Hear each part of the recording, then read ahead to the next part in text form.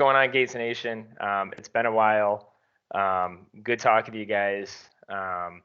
And we got a great podcast awaiting today. It's actually a long time coming. A lot of conversations were started. A lot of conversations were kind of left. The busy lifestyles of being an adult. Don't you just wish you could go back to being a kid where you could just play video games and go to school and kind of just that's your daily life?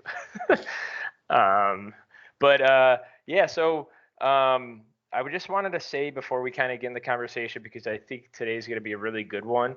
And Garrett, as I was telling you before, I think this channel hasn't heard too much about what we're going to talk about. So it'll give a different perspective because like Roman and I kind of talk about things and, I know you're newer to like a sport like weightlifting and Olympic lifting, but I know you probably know a ton more than like Roman and I.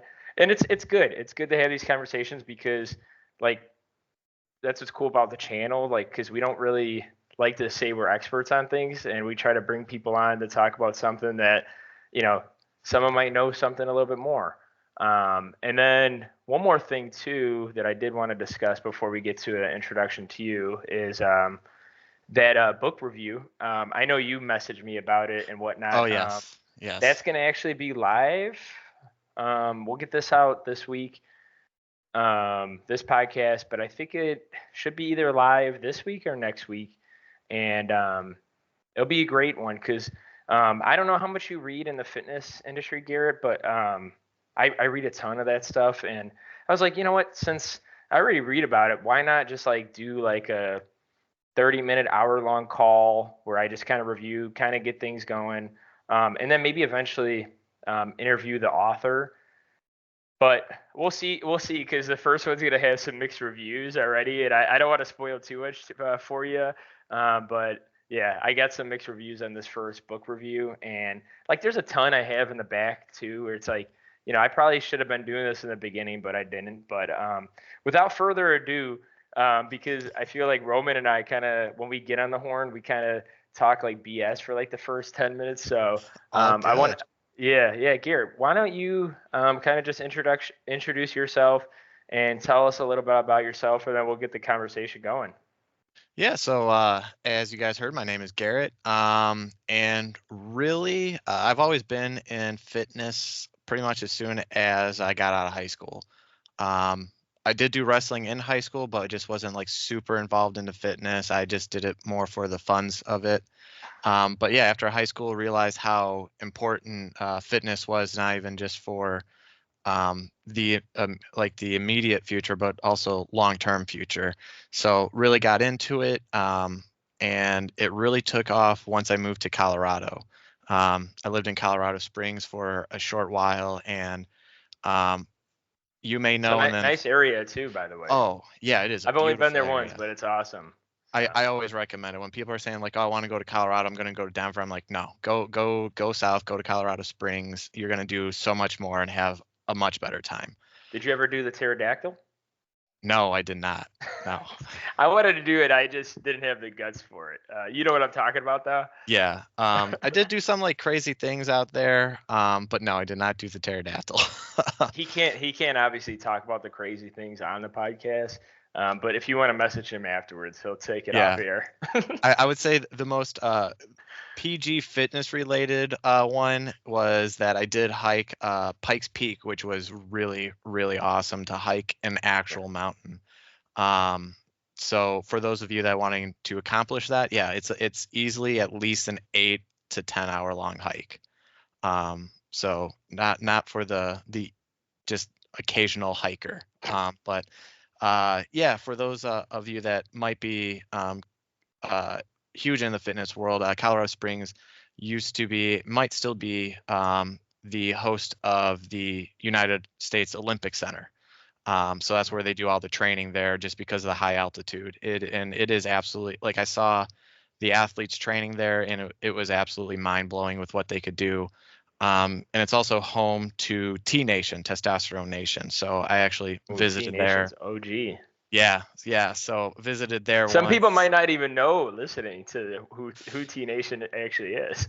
And T Nation is what got me into really like personal training, bodybuilding, and powerlifting. Just with Christian Thibaudeau being like my idol. That man knows so much, and then Paul Carter too.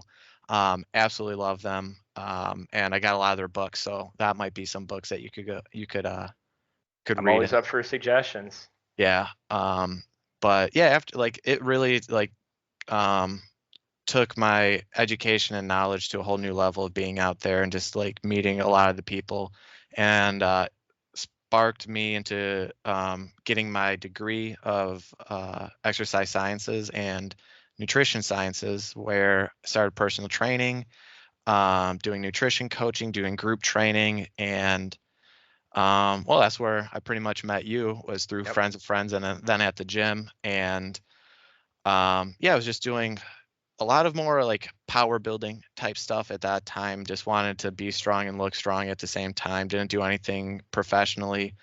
For the most part, I did like a lot of like endurance races, like obstacle course races, like the Spartan and everything, the high rocks. Yeah, that's where you and Roman kind of collide. Is Roman actually he's done a bunch. I've only done like 2 warrior dashes, which, to my understanding, like that's not even like nothing compared to like a Spartan. Yeah, So Spartan's insane.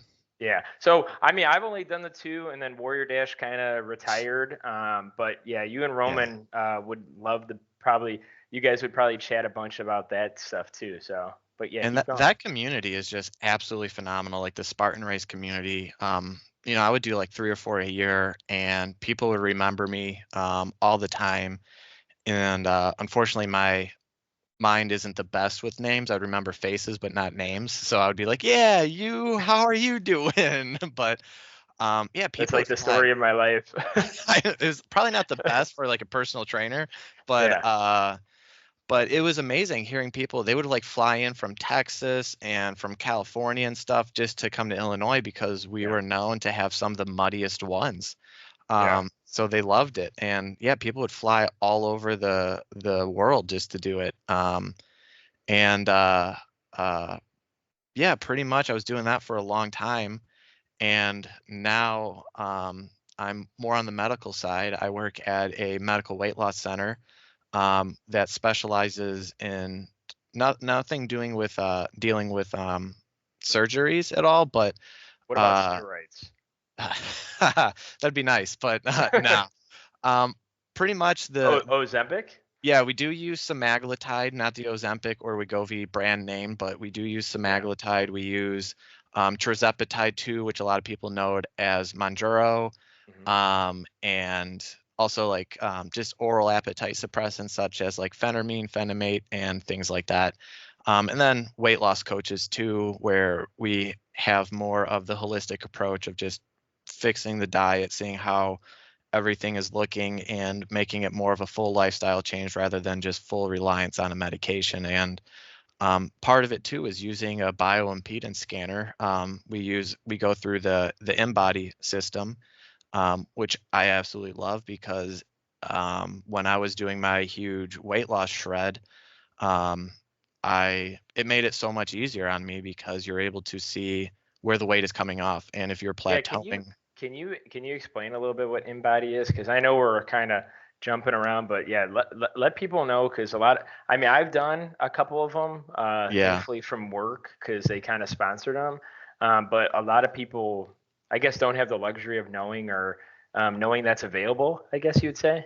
Yeah, InBody is pretty much one of the top of the line, pretty much smart scales. It sends small electrical pulses through the body to detect on if it's going through bone, muscle, water, and body fat, and it's able to really see exactly how much of everything is in there, and could differentiate the types of water as well as the types of body fat. So, you have the actual body fat and then the internal fat of the visceral fat, and it's able to do all of that. So, but what makes it so useful is when you're going through weight loss, especially if you struggled with weight loss, there's going to be weeks where you just kind of plateau and you know you're doing everything perfectly. You haven't really had any bad cheat days or massive cheat days. You've been working out and it's just driving you crazy.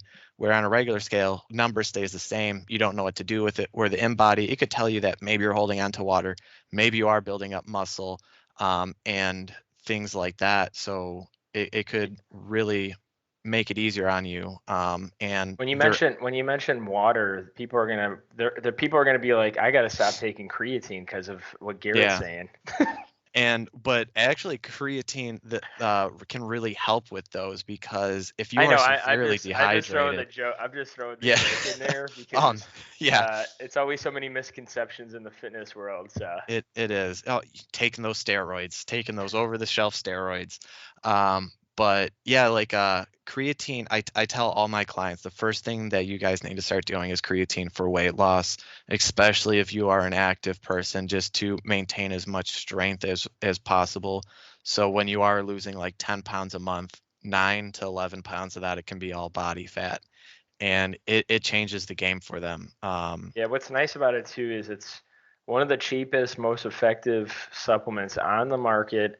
Um, and you can kind of tell, I guess, if you're a responder or non-responder, like right away. And especially like vegans and vegetarians would be uh, it'd be very beneficial for them to like supplement creatine because of the fact Oh that yeah. they don't get enough creatine because they don't eat meat byproducts or meat products. So Yeah. it's kind of a crazy thing. Like my brother is he's kind of like us. He's kind of like just a crazy athlete where he did marathons and then now he does a bunch of biking like events where he's doing like 100 or so miles in gravel. Jeez, crazy for And sure. yeah, and so I told him, and I obviously told him keep protein high or moderate, and just supplement with creatine. And like, I mean, he's a cardiologist, so he's got the means to afford creatine. Yeah. And I'm like, it's the cheapest, best supplement that you can buy. And when I did my 2 bodybuilding shows, like people always ask, like, hey, did you ever hop off? I said no. Like, there's just no point to like the No, hop off creatine. So there's really not. There's no downside to taking it. Like really it $30 and you get like 100 servings out of it. So yeah, it it used to yeah, be it is cheap. It stupid used to cheap. be cheaper for It though. used to be. I remember where it was like $20 and you could get like 150 servings, and I'm like, all right, well, um Yeah, or almost like 200 servings. I swear, like yeah. the ON days back in the day, I would get like 300 plus servings, and it was so cheap. Yeah. Right now, a lot of my minor supplements like that, like creatine and just any vitamins like that, I just go through a company called NutriCost. Oh Um, yeah, me too. yeah, Amazon's. Yep. absolutely love NutriCost, Mhm. and if they're out, my next best thing is bulk supplements. I love Oh that yeah. company. Hmm. So Yeah, I took some, well, besides like my standard like multivitamin and all that this morning because I would, if I wake up early and I just don't want to eat like a heavy breakfast, I'll throw in some maltodextrin powdered carbs from okay, Nutricost and some protein and some water and milk, and then I'll down that with my potassium and because I bought potassium and magnesium from them, so I do make my own electrolyte powder to nice. save costs in the morning because I usually just take it in the morning, or if I do like like 2 or 3 hours of basketball. That's Yeah. like the Oh only yeah. time I would do it twice a day. But at least it's once a day. But I did all that. I downed the hatch with my my other supplements, and then I went to the gym. There you So, go. Yeah, but yeah, NutriCost is that's so absolutely funny. amazing. Nutricross is so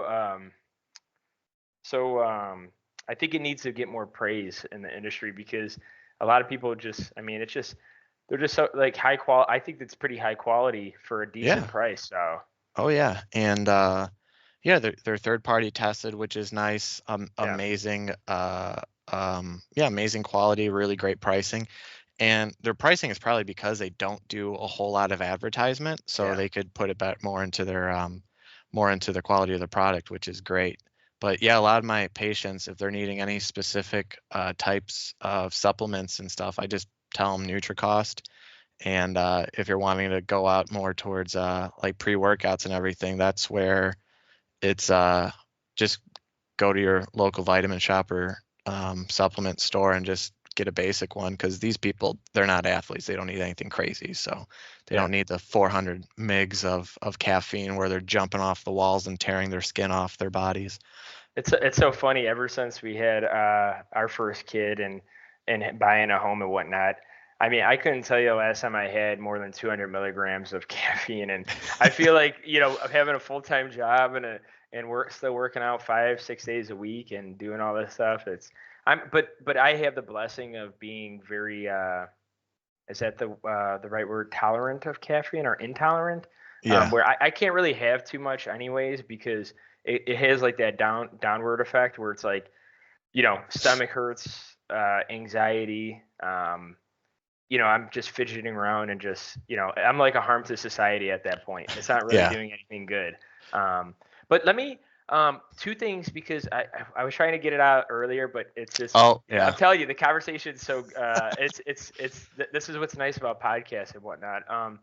I want you to tell the people where they could find you on your social media platforms. Because I know a lot of people do it at the end, but sometimes people are busy, and I know like, hey, let's get it out as early as possible. So if just for some reason, like, like when I'm listening to Joe Rogan and I'm on like 2 hours out of 3 hours, sometimes I'll skip and I'm just like, well, I just miss maybe the conversation of where to find this person. Even though like it's kind of easier on that kind of platform, but like, where can people find you? I want to make sure you get that out there too.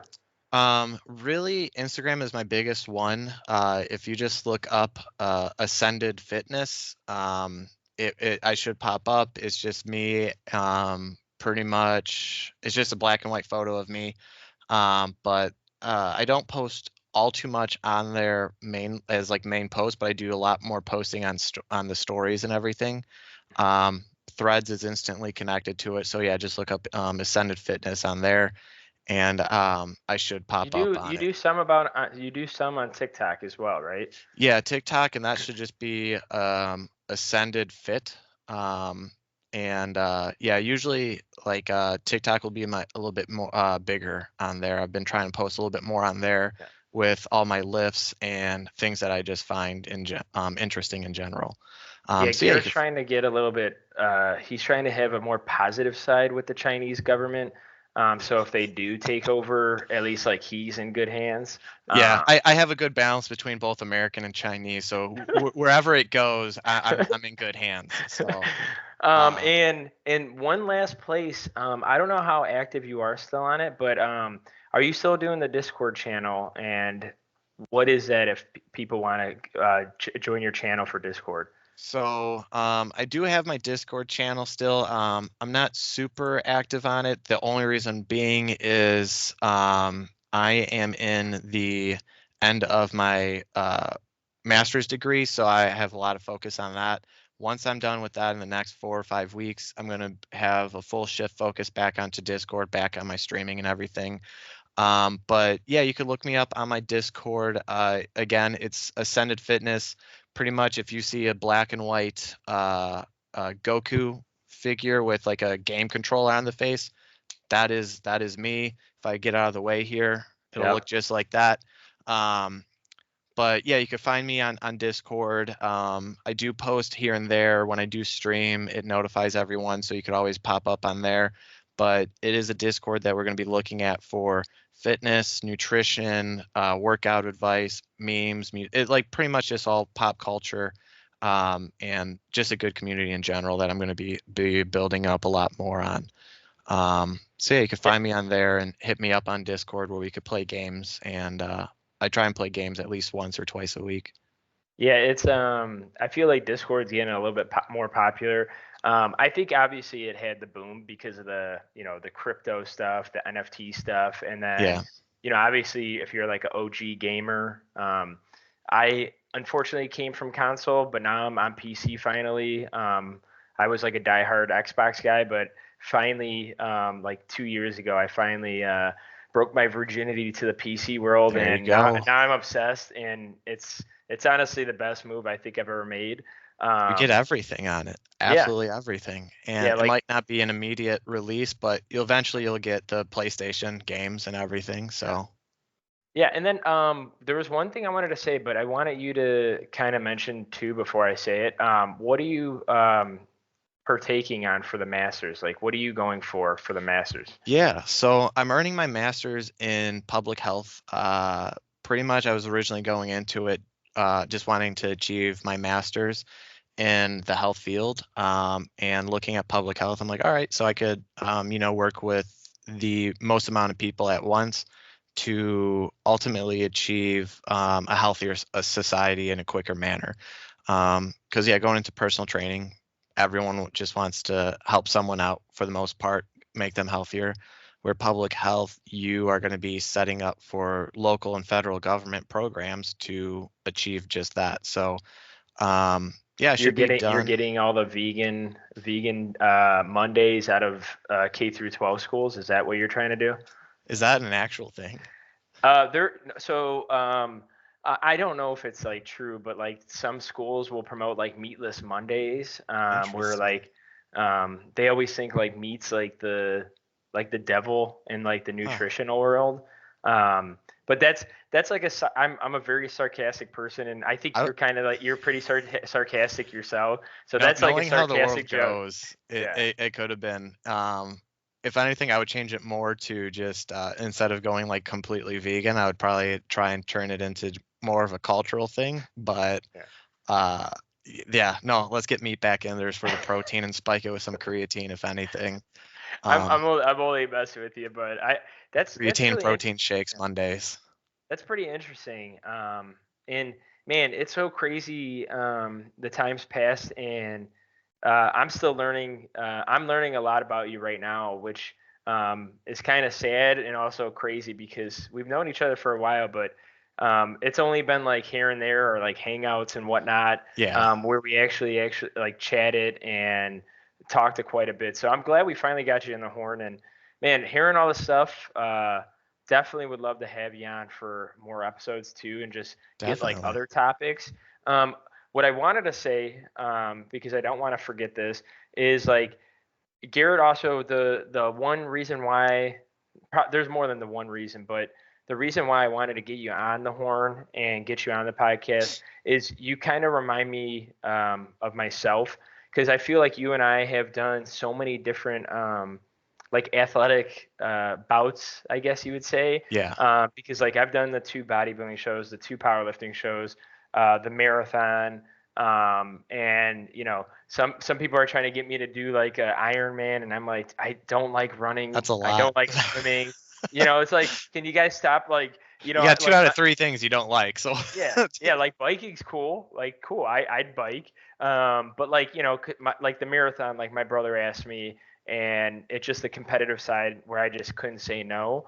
But like you kind of remind me of your myself. It's just like you're you're up to new challenges. You honestly stay in the fitness world a lot more than I do because you pretty much do it on an everyday basis when it comes to your job, your continuing education.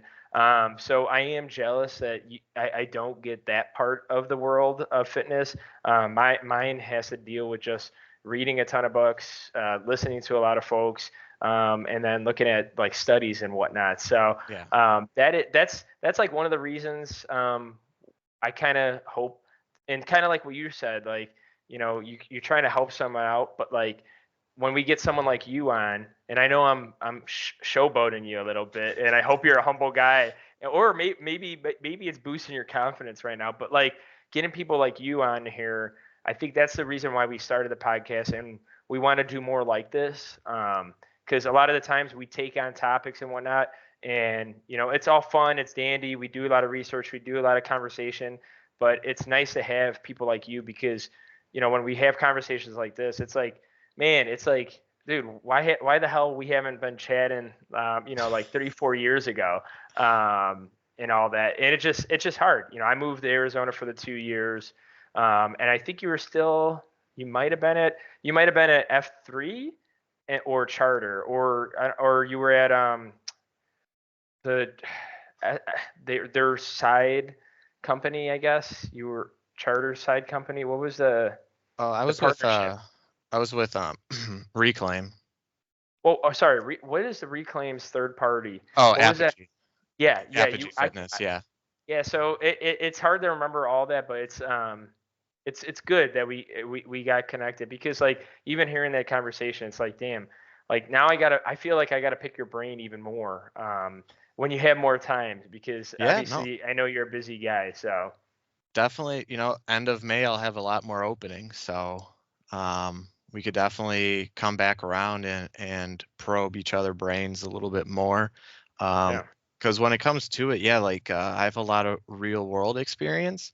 But uh, learning from people that read the studies and have more in-depth culture of that, it changes people's tactics in the real world. So it's always good to have one of each. So you always have Batman, and then you always have the Oracle, the person behind the computer, telling Batman where he needs to go. You always have Neo and oh God, what was his name?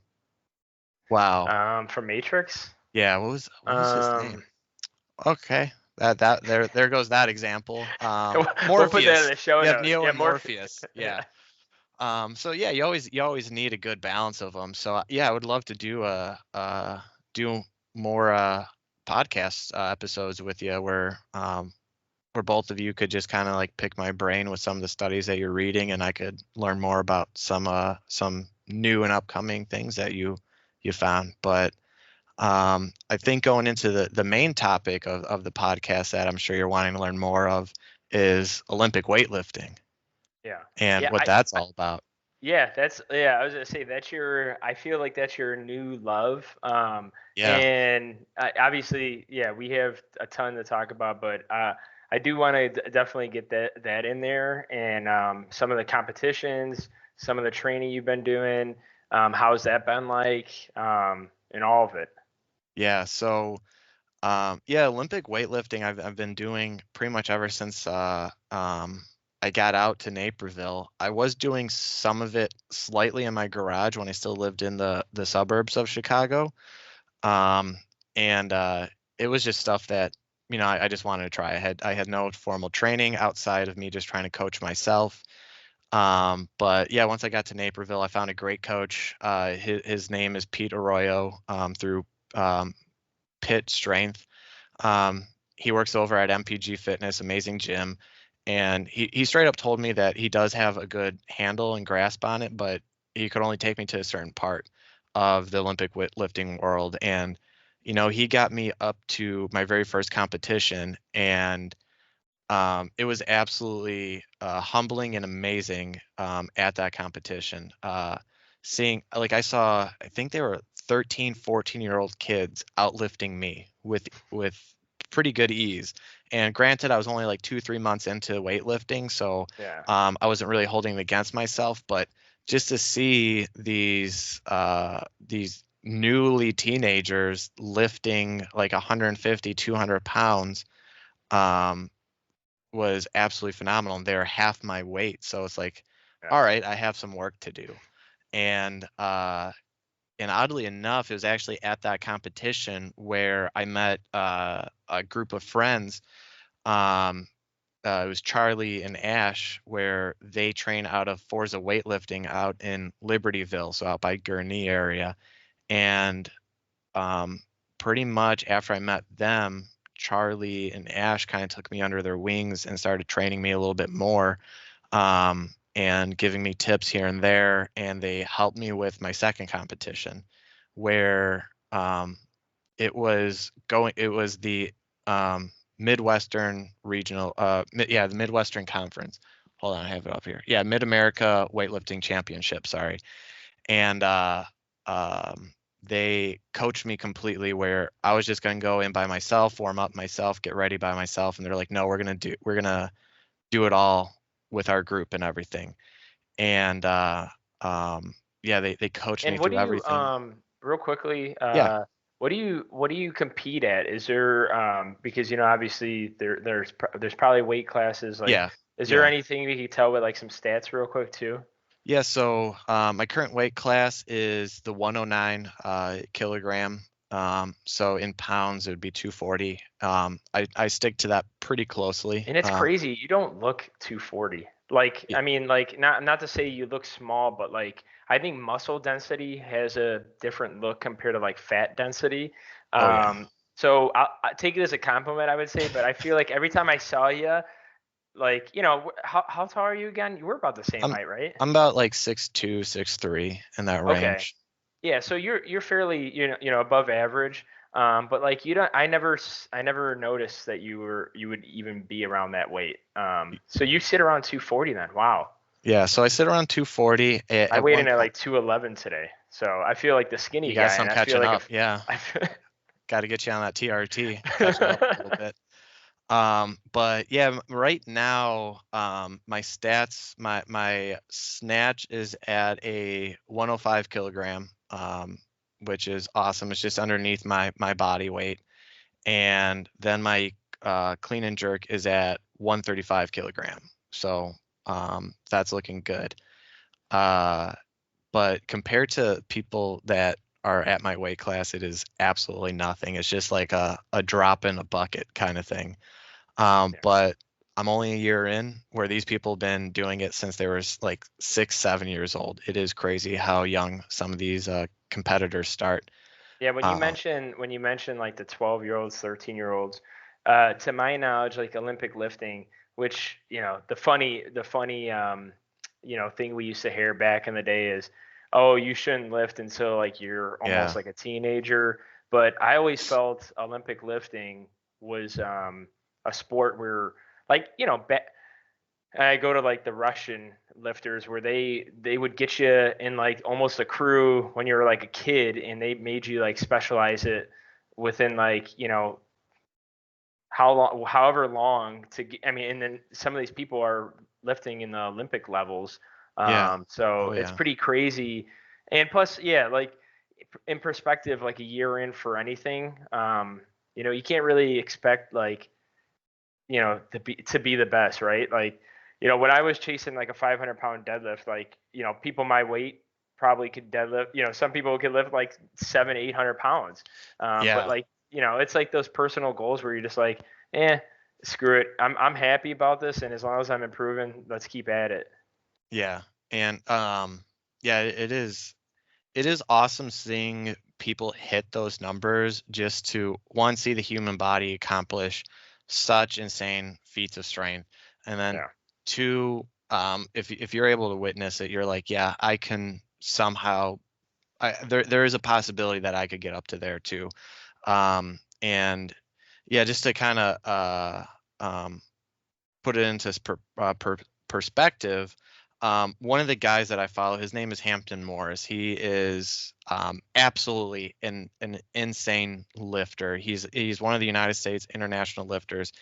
He's in the 61 kilogram weight class. He broke record um, by lifting 176 kilograms, and absolutely insane. Um, and Like what's push the even almost crazier, I three think times he's the only weight. like 18, 19 years old, Isn't that like and almost three times the weight too, almost? just Or no? about, yeah, yeah, he's 20 years old. I'm sorry, 20 years old. And it's he's pretty much like the best of the best there is in the United States. Like, once you're comparing to China, he's running head to head. And when you're able to see this guy's, yeah, 61 kilograms, able to lift almost 3 times his weight in such Of a in movement. movements that, Yeah. yeah, in movements that require insane control, insane stability, and also insane mobility, is wild, because you watch him and his ass is that far away from the ground. Like, he gets down low, catches it, and is able to shoulder it and keep it overhead without his arms popping out of socket. Like, Yeah. it's crazy. And then you see some of the women too. And to me, um, it is. is a lot more influential simply because they're competing with the same weight but at lower classes. It's crazy. And kind of going back to, my friends Charlie and Ash, they're part of Forza Weightlifting out in Libertyville. And Ash is the head coach and a partner to a man of the name of Mike Gattone, and he is I want to say the senior director or senior coach for the International League, and really the only connection, like the main connection he just has, and I kind of like joke where he's kind of like the guest appearance coach, because he's traveling all over the world training with all these different men, women, and kids that are showing the world what the United States has. Um so when I'm able to meet him and shake his hand and say hi to him and just get like some pointers from him, it changes a lot. And to be able to work with Ash, who is pretty much being mentored and tutored by him, and she's raising the next generation of lifters, and her husband Charlie is also supporting her, coaching with her, and he's going to be working with the masters division. To be part of that community is phenomenal. And simply, they just picked me up under their wings. They're like, hey, you're a good guy, you have great potential, and we want to help you. And I go out there once, twice a month, just for 2 hours each. And every time I come back, I am learning an insane amount of technique from them, and not only just them, but also from the people around me in their club. And a lot of them are high schoolers, and one of them is an international lifter, or a national lifter, sorry, a national lifter, and another one, Abby, is an international lifter. And they're insane watching them. Like Abby, she's 20, 21. She out squats me, and she is, I am shitting you not, half my size in height. Like when I put it up, she just, like when I put up the bar, she walks under it, she clears it, and she's squatting ass to grass more than me with ease. And it's amazing to see the human body do that. It's amazing to see someone half my size do that, and it makes me want to grind more. But yeah, Olympic weightlifting, I always joke that if you take a strong man or a strong woman and a power lifter, man or woman, and they have a child, that's where Olympic weightlifting comes into play, because you have to have an insane amount of strength to be able to pretty much deadlift this amount of weight off the floor. You have to have and that's where, once you get it up in your first, like your second extension, that's where the strong man comes into play, because everything is triple extension, and having the mobility. So yeah, you have to have the raw strength, but the technique to control insane amount of weights overhead. Or I can't remember the guy's name. He was from Cal Strength years ago, where he said pretty much you have to envision a rhino in front of you with a needle between you and the rhino. And you have to have as much strength to knock out that rhino in one hit, but also thread the needle at the same time. And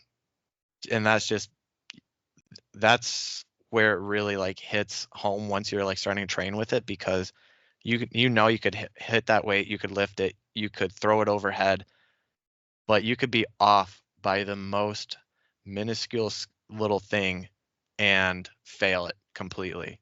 Where when you're in powerlifting, and nothing against powerlifters, yeah, you go up and down. That's it. You have that one pattern, up and down, and if you can't get it up, it's just going to fall out.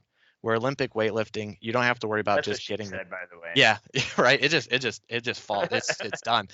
But you can't get it up, it just falls out. You failed. Just go home. Call it a day. Where Olympic weightlifting, you have to be able to get it up, be able to have enough explosive energy to get it up even higher than you normally would, and be able to then immediately drop under and catch it in a rack position, or drop all the way down where you could catch it overhead in a snatch position, where if you've ever done anything in a snatch position, whether it's deadlifts or overhead squats, you know how unstable it is just because of how wide your arms are out. And yeah, it is the most humbling sport where I'll train it for 2 hours and I know I could hit weight. I'll try it 3, 4 times and I will miss it. And you have your definite good days and your definite bad days where, yeah, when you're bodybuilding, you're powerlifting, you could go in being like, yeah, I could hit this easily. You know, almost 99% of the time when you're going into that training session, you're going to hit it. Where with Olympic weightlifting, it's like almost like a 70% chance if you're trying to do anything super heavy, where you have to really be in your A game every single time. You have to have the most focus of your life for every training session if you're actually wanting to push yourself. There's no half-assing it. So yeah, it was the most humbling sport that I've ever been a part of. And that's why I've been loving it, because of the humbling nature of it and the extreme community. Like originally it was just me and my one coach, Pete. I went to a random competition where I met two of the best coaches, Charlie and Ash, with Forza weightlifting, and they just said, "Hey, you're a cool guy. We want to work out with you." Became friends. They started teaching me, and that's where, yeah, I learned that they are personal friends with Mike, pretty much, who are leading them into training the next generation. And I get to be one of the next generation where they're hoping that pretty much once I'm done with school and stop half-assing things, that I could go into doing national lifting in the next year or two. They're like, you have that strength, you have that dedication. So we're working on being able to go into nationals. Definitely no Olympics anytime soon. I'm way too old for that shit. But yeah, I could be a national hopefully in the next 2 years, and maybe international for masters in the next 3, 4 years. Yeah, and really great conversation, Garrett. Appreciate all that insight. A lot of and that's exactly why I think Gainz Podcast doesn't talk too much about Olympic weightlifting. Just because to me, and obviously, I don't know if you'll agree or disagree, but I think it's something that you can't get into the sport and like you can't just like watch some YouTube videos and get into Yeah. it. Unfortunately, like powerlifting and bodybuilding, I think a lot of the times it's like, it's a lot easier to get into, and that's why, like, for Gainz Podcast, we suggest, like, even when we talk about it, because obviously the whole point of the channel is do something that's gonna increase your lifespan, make you healthy, Yeah. make you dedicate to something, and obviously not pick something that you're gonna hate. It's kind of like, why do bodybuilding when you hate dieting? Why do powerlifting when you don't want to lift anything heavy? Why do Olympic lifting when you could barely get in the rack position and you can't, maybe afford that coach or get those resources? So I always tell people it's a very, very different sense of lifting. And like me personally, like I don't mess with those positions because like, yeah, like obviously it kind of sounds like, yeah, I'm not willing to try that, but it's also because the safety around it. Like I bet knowing you, like you're probably glad that Charlie and Ash were part of your is part of your training, because if they weren't, I mean, would you be doing this right now? Like, like it's Yeah. like one of those things. And safety is always a huge thing, especially once you're getting up to those massive weights. Because, for example, yeah, I wasn't really paying attention. I was ego lifting and going into the rack position. Instead of catching it going straight across the shoulders and everything, it slipped down, and I wasn't able to pull my arm out, and I hyperextended my wrist. It went down to there, Yeah. and I couldn't lift for like a week, 2 weeks, and now I have my good days and bad days with it. Yeah. Where another time, snatch position, I was trying to get out from under it, but I didn't let go properly, and it landed on me, brought it down, and I had some massive bruising. Luckily, it didn't damage my kidneys or anything because that's where it was bruised up. But Yeah, you do have to be careful, just because you're doing a lot of overhead stuff, and if you don't have that proper coaching, proper cueing, and self realization of where your body is, yeah, you could definitely hurt yourself. But I feel like with any sport, you're gonna have that, Yeah. because you look at bodybuilding. Oh my God, some of those guys where they tear their muscles is insane. And then Yeah, you yeah. I have mean, yeah, power lifters. or just Yeah. ruin your hormones for quite a bit Yeah. of time. I mean, Yeah. for like a whole year or year and a half. I mean, I had to even reverse hormone levels for like pretty much a year and a half. So you know, none of like the extreme side of things, right, is like healthy. Yeah. No. But like, you know, I th- it just depending on when you look at it, like, okay, yeah, if you are early 20s, early or late teens, you're Olympic lifter going to the Olympics, you know, that could be a lot, you know, like you were saying, it's a lot more, there's a lot more into it. And, you know, maybe you could, yeah, obviously you might be a little bit later to the game, but if you could compete at a higher level while enjoying yourself and being safe, then I mean, is that, yeah, it's not a bad thing. And like No. you said, everything, like even like you were saying about powerlifting, like you could not brace your core on a squat and then all of a sudden you could bulge a disc because Yeah. you didn't brace your spine properly. Yeah. And I think it was at it was like an internet or national powerlifting championships where I think they had like 3 or 4 massive injuries where someone's like knees caved in, ankles just flipped Rolled out. out. Yep.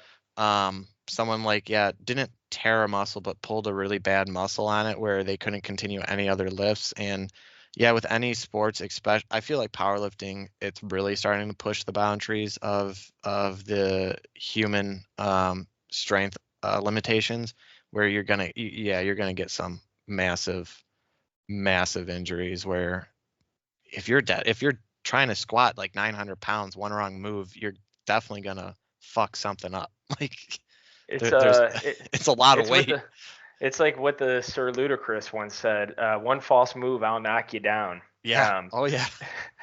Yeah. I like to just throw like Sir Ludacris on there, like he's like some like philanthropist or whatever. I Yeah. didn't even pronounce that right, but well, we're just gonna we'll end there, Garrett. I I would love to keep the conversation going, and yeah, I think we'll definitely get you on a lot more. And I think there from having the call too, and me just learning a lot more about you, I think there's a lot more conversations Yeah. that are left on the table, and we do appreciate you hopping on. Any last words before we end the podcast, buddy? Um Last words is Your I last just words want forever? No, I'm just yeah, kidding. right. No, sorry guys.